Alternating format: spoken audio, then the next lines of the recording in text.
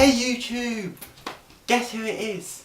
Did you guess James Linton, aspiring writer slash poet? Then well done! You win a hot pepperami and a cool Ribena.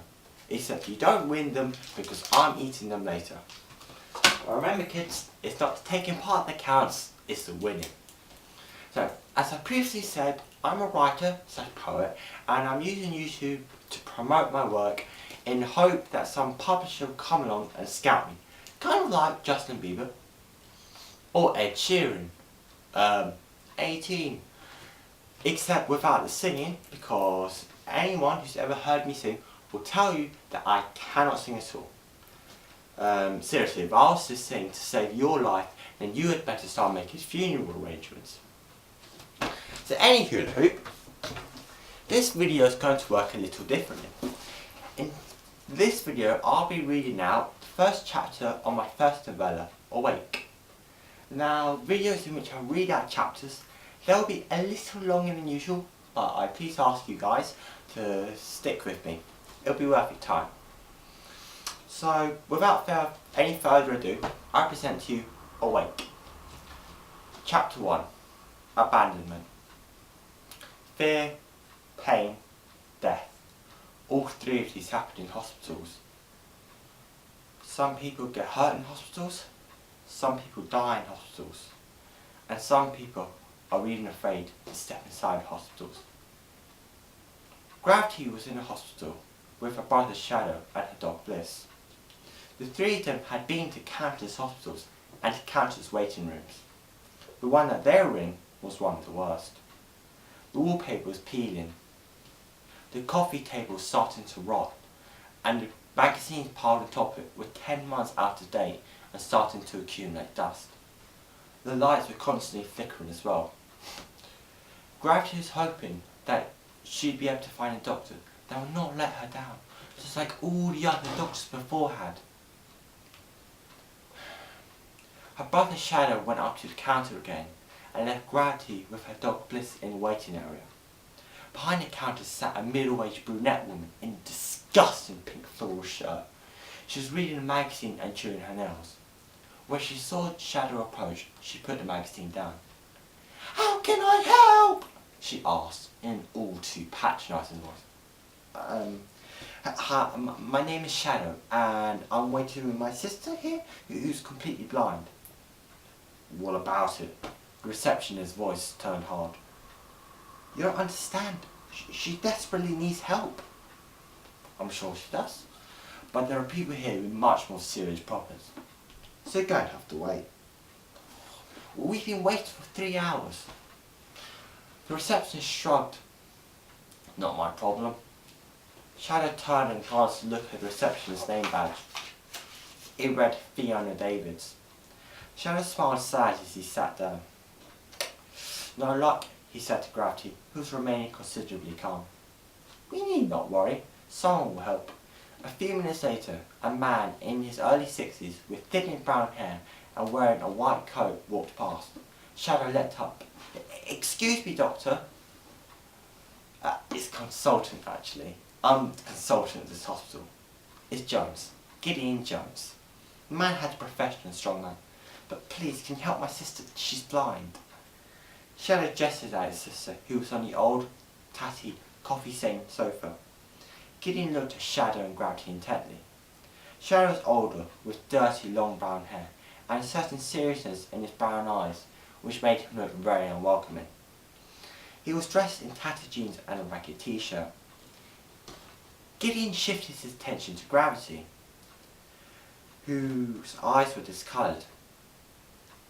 He could see that they were once blue, but they were now the colour of ice. She had long blonde hair tied up in a long ponytail, and she wore a long black dress. Gideon felt very sorry for the two children. He knew that the girl could have been very beautiful. But something must have happened that prevented it. He knew he could not help. I'm sorry, I've got some really important paperwork to attend to. He tried to say this in the most polite way possible. Oh well, thanks anyway. Shadow stuck out his hand and Gideon smiled and took it. He was pleasantly surprised that Shadow had done this. He always thought that children today weren't chivalrous enough. He also thought that he knew the two children from somewhere, but he shook this thought off and walked away. Shadow sat back down, knowing the true meaning of what Gideon had said. He meant, "I don't have time for little kids at all. Go away." Shadow sat down and they waited for another hour. During this time, so many nurses and doctors came through with all the same reply. The receptionist stayed there for a whole hour, giving dirty looks at Shadow. "Oh, Shadow, let's go. Nobody's going to help us." "Yes, they will. We'll just have to wait." "Shadow, we've been waiting for 4 hours. Shadow sighed and helped his 12-year-old sister up and gave her Bliss's leash. Shadow thought back on how this all happened. I was 8 at the time and my mum was giving birth. She was carrying a girl and I was really excited to be having a baby sister. But after a few hours the doctors brought terrible news. Gravity was born blind as a result of premature birth. Now I thought that she looked really cute and it didn't matter that she was blind, but my parents didn't share her views. After Gravity was cleared to leave, we drove home to our little house in Kent, which was near a gentle stream. I was asleep when a car pulled up and parked in the driveway. I was asleep when I was carried into bed.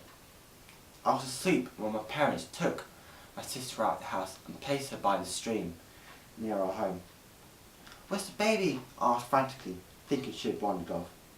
"Gone," my mother said. "Gone? Gone where?" "She's by the stream." As soon as I heard this, I rushed out and brought her back.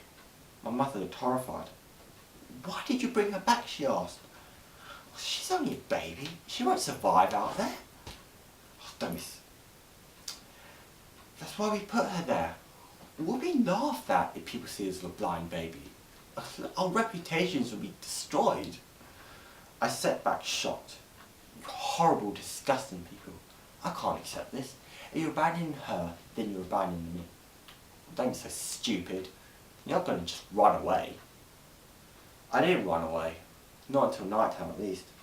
And in the dead of night, I got up and packed all the things that would be needed, such as money, baby food and a sleeping bag. Then I was out onto the street. Gravity is my sister's first word, so I decided to name her that. I chose the name Shadow for myself, because you want to escape everyone, and you need to lurk around in the shadows. Shadow could not believe that all 3 of them had managed to survive the 8 years they had spent on the streets. And finally, when things seemed to be turning around, they were back in the dirt.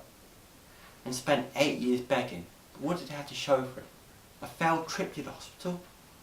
This was not what they were saving for. If you could call it saving. As they were leaving, Shadow heard the receptionist laughing her head off. He stuck his middle finger up at her and mouthed, "You'll be first."